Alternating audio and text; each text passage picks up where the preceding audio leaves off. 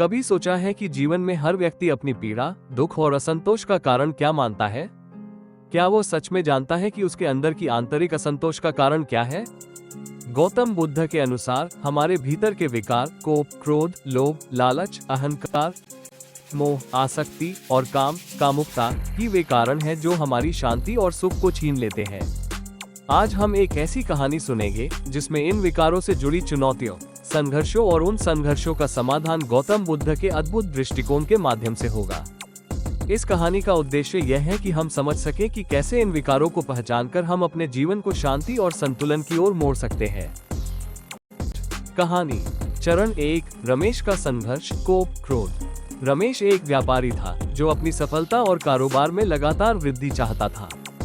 उसने अपनी पूरी जिंदगी सिर्फ पैसा कमाने और अपने कारोबार को बढ़ाने में लगा दी थी। लेकिन एक चीज जो हमेशा उसे परेशान करती थी वो थी उसकी अतिवादी भावना, क्रोध। रमेश के अंदर गुस्सा इतना था कि वो अपने कर्मचारियों और यहाँ तक कि अपने परिवार वालों पर भी गुस्से से बर्ताव करता था। छोटी छोटी बातों पर उसका गुस्सा उबाल मार जाता था और वो सबके सामने अपना आपा खो बैठता था। एक दिन वह अपनी दुकान पर बैठा हुआ था जब एक ग्राहक ने उसकी दुकान से सामान खरीदा और भुगतान करने में कुछ मिनट की देरी की। रमेश का गुस्सा इतना बढ़ा कि उसने ग्राहक को अपमानित कर दिया। वो सोचा, अगर मैं गुस्से से नहीं डांटूंगा तो लोग मुझे कमजोर समझेंगे। लेकिन उस दिन के बाद रमेश के जीवन में कोई चीज बदलने वाली थी। वो अपनी दुकान के बाहर एक पालतू कुत्ते को देख रहा था जो एक छोटे बच्चे से प्यार से खेल रहा था। रमेश ने सोचा, क्यों न मैं भी इस कुत्ते की तरह शांत रहूं और अपनी समस्याओं को शांतिपूर्वक सुलझाऊं। इसी विचार ने उसे गौतम बुद्ध के पास जाने का मार्ग दिखाया। चरण 2, बुद्ध से मिलने की यात्रा। रमेश ने सुना था कि गौतम बुद्ध अपने शिष्यों को जीवन के सुख और शांति की शिक्षा देते हैं। एक दिन उसने तय किया कि वो बुद्ध से मिलने जाएगा। जब वो बुद्ध के पास पहुंचा तो बुद्ध ने उसकी समस्या को ध्यान से सुना और कहा, गुस्सा जीवन का सबसे बड़ा शत्रु है। जब आप गुस्से में होते हैं तो आप अपनी शांति और अपने रिश्तों को नष्ट कर रहे होते हैं। गुस्से का इलाज केवल शांति से ही किया जा सकता है। बुद्ध ने उसे बताया कि जो व्यक्ति गुस्से को शांत करता है वही अपने आत्मज्ञान की ओर कदम बढ़ाता है। ये बात रमेश के मन में बैठ गई। उसने ठान लिया कि वो अब हर मुश्किल में अपने गुस्से पर काबू पाएगा और शांति से काम लेगा। चरण 3, लोभ और उसका प्रभाव। अब रमेश ने अपने जीवन में शांति लाने के लिए प्रयास शुरू किया था, लेकिन उसकी दूसरी समस्या थी लोभ, लालच। वो हमेशा अधिक पैसा कमाने की इच्छा रखता था और हर चीज में अधिक प्राप्त करने की चाहत में था।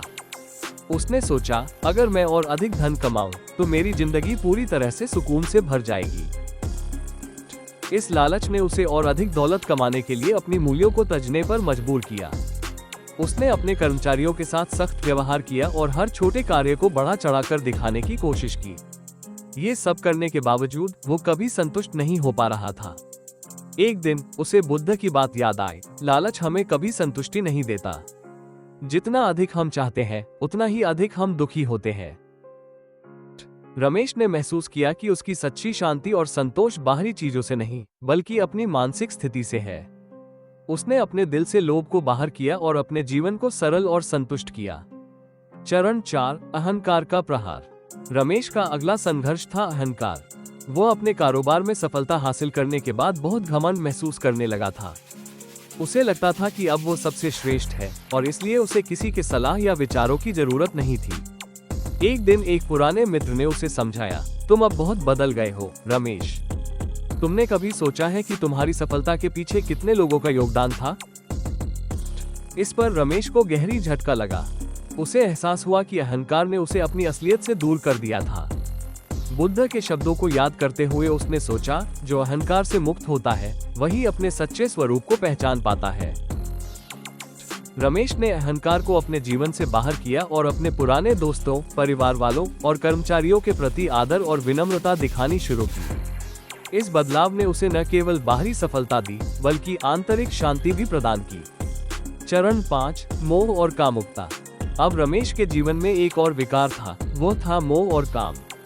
वो हमेशा किसी विशेष व्यक्ति या वस्तु के प्रति अत्यधिक आसक्ति महसूस करता था। वो चाहता था कि उसके पास और भी ज्यादा धन हो और उसकी इज्जत भी और बढ़े। इस कामुकता और मोह ने उसे मानसिक रूप से कमजोर बना दिया था और वो जीवन के वास्तविक उद्देश्य से दूर हो गया था। बुद्ध ने उसे ये सिखाया, जब तुम मोह और काम से मुक्त हो जाते हो, तब तुम्हारे भीतर की शांति और संतोष का अनुभव होता है। रमेश ने समझा कि वास्तविक खुशी उन बाहरी चीजों में नहीं है, बल्कि अंदर की शांति और संतोष में है। उसने अपने मोह और काम पर नियंत्रण पाना शुरू किया और जीवन को एक नए दृष्टिकोण से देखा।